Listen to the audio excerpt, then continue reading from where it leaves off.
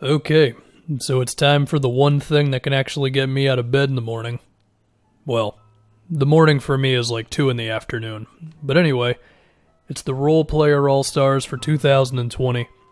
Now, before I begin, I should establish the Marcus Smart rule, which is that I acknowledge that Marcus Smart is actually the All-Star 2 guard, but I don't actually put him in the video because if I gave myself that freedom, then he would just make it every year and that would take somebody else's spot.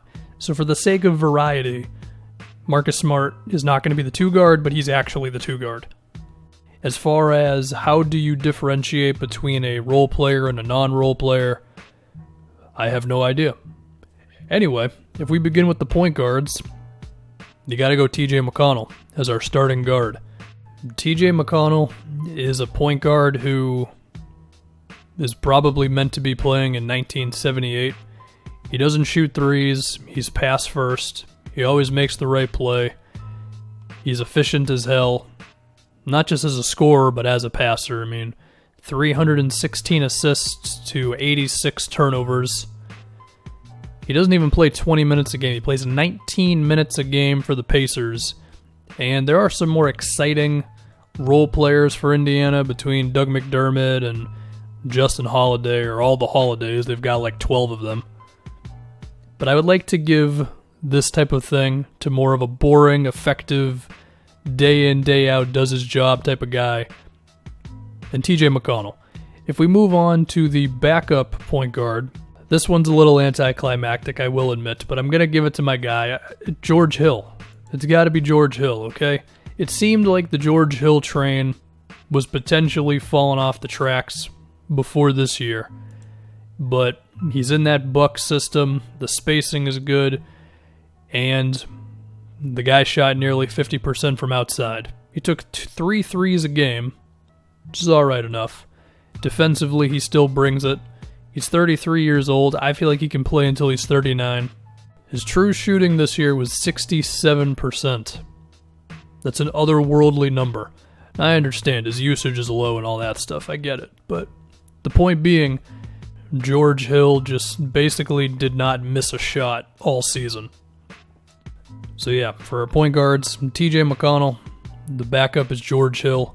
If we move on to the 2 guards, we are going with another extremely efficient player in limited shot attempts and all that of the Dallas Mavericks, Seth Curry. 45% from 3 on 5 attempts a game, about 13 points. He shot 50% from the field for a true shooting percentage of 65%, so basically in that George Hill thing. And it was always this thing I had where I felt like Seth Curry should have been playing a lot more minutes, because when you're as good of a shooter as he is, I feel like you're kind of guaranteed to be a 16, 17 point guy, and it hasn't totally happened like that. Even when he has gotten more minutes, it seems like he just isn't more of a shoot first dude. But, you know, he took his fair share of shots with Dallas. He played off of Luka and KP. He occasionally goes off the dribble himself. He did average 2 assists a game this season. And I feel good putting Seth Curry right here. The other 2 guard, he is deserving of this, but this is also a little bit of an apology on my part. Terrence Davis of the Raptors. He should have been in my all-rookie teams, and he just wasn't because I forgot about him, to be honest. And that's a mistake, because he is a rookie who has looked like a 5 or 6 year NBA vet from day one. 22 years old, 40% from 3 on about 3 a game, and he's just fit into the Raptors thing so well. And Toronto has needed a few guys to step up because of injuries this year, but I feel like even if they were healthy, Davis probably would have still found a way to get in there. I mean, the thing that's intriguing with him is that it feels like he can be a bit of a shot creator. Like, there are more than a few occasions this year of him hitting a contested 3 or going off the dribble and finishing in traffic. He's even got a couple of dunks that look pretty good. His shot chart is beautiful because he attempts basically 87% of his shots from either at the basket or from 3-point range. He does not take many mid-rangers or floaters or anything like that. And that's great for a guy who, you know, you're supposed to just be a part of the team, although part of me thinks he can be a little bit more than that. but he's been very good for Toronto. I should have had him on my all-rookie teams, and there you go. If we move on to, we'll recap the two guards, Seth Curry and Terrence Davis. If we now move on to the small forwards, the first one, the Toronto Raptors are going to get two players in this one, OG Anunoby. I don't know if OG is going to be an all-defense guy. Maybe. I mean, the forward position is kind of loaded, especially because Giannis and AD are definitely getting first team. But he might have a case. And he, to me, seems like he's on track to being one of the best defensive players in the league, if he's not already basically there, whether or not he's going to be rewarded for it or not. I mean, he can switch across a lot of positions. He almost got to 1.5 steals and 1 block a game this year. He was at 0.7 blocks. I feel like he can get over that. I feel confident putting him on a guard or having him defend a big, some bigs. Maybe not every big in the league, but even then, OG's pretty built. He's listed at 6'7", 230 pounds. Of course, his arms are basically alien status. The guy's got a 7'2" wingspan. And between him and Siakam and whatever else, that Raptors team is just sometimes impossible to score on, it seems like. The other things with OG is that he's gotten pretty damn good at scoring without the ball.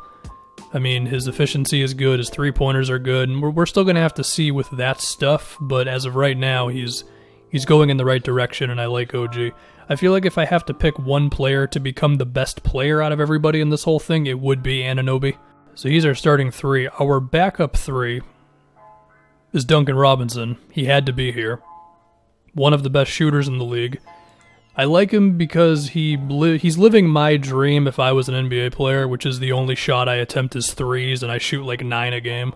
You know, I'm not bothering with dribbling or getting physical around the basket. I don't care. Just let me chuck from outside. And it's good that Miami has embraced him. And they've allowed him to do that, and Spoelstra gets mad at him if he attempts non-threes, and I love it. It's so 2020 basketball, and I'm here for all of it. Just give me Duncan Robinson shooting 15 threes a game at some point. Now we have a third small forward because I did not have the heart to leave him out. Our second Dallas Maverick, Dorian Finney-Smith. Classic 3-and-D guy. He's on pace to being the new, like, Robert Covington type of guy. He just does what he's told for the Mavs, which is play hard on one side of the floor and spot up on the other.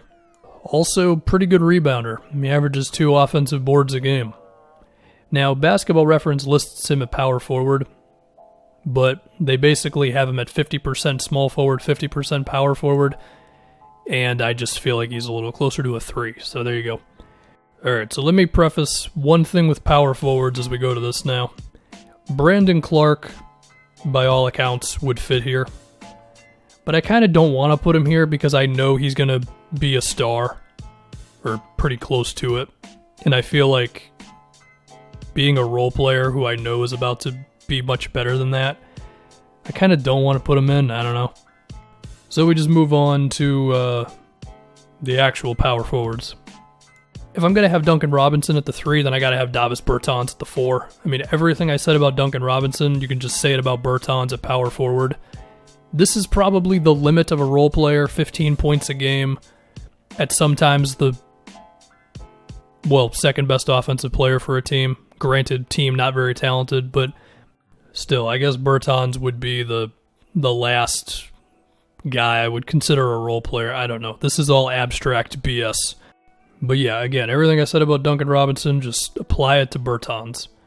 If we move on to a more conventional power forward, Larry Nance, who actually spent some time at small forward because the Cavs were rolling out this super big lineup of Drummond, Thompson, and Nance, and it was actually really successful, which small sample sizes or whatever, but hey, you know, that could be something, who knows. Nance is very good at all the boring big man stuff, but he's got an extra hint of like athleticism, and I think his shooting's getting a little better.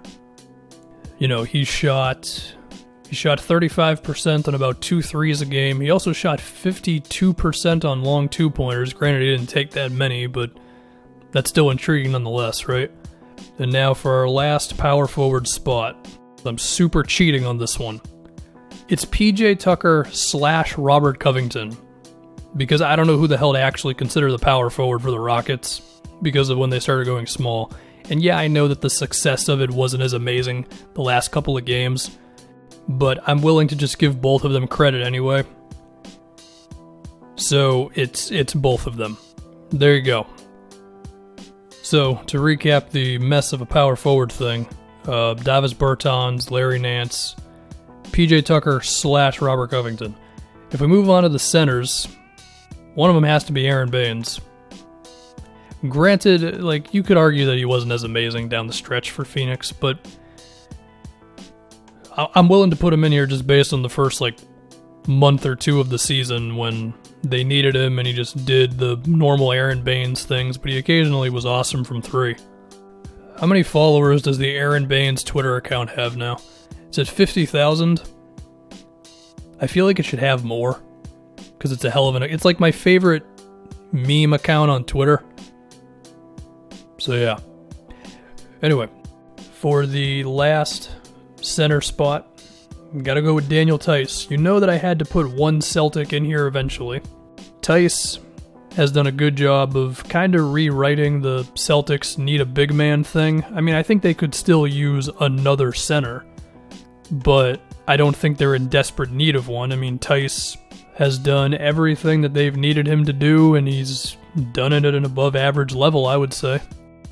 He's also had moments as a three-point shooter, and that could be interesting. I mean, if Theis is going to be a guy who can roll and pop, now we're really talking, but I don't know. There's a chance that he's just going to be what he is with the occasional jump shot, and even that's fine, especially because he's not getting paid that much money.